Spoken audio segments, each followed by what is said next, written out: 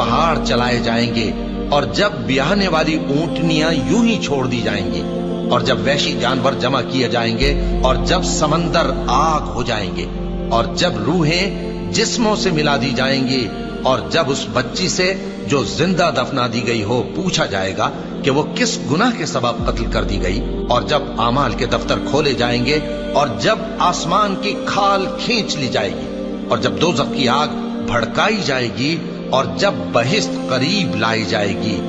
تب ہر شخص معلوم کر لے گا کہ وہ کیا لے کر آیا ہے۔ پس میں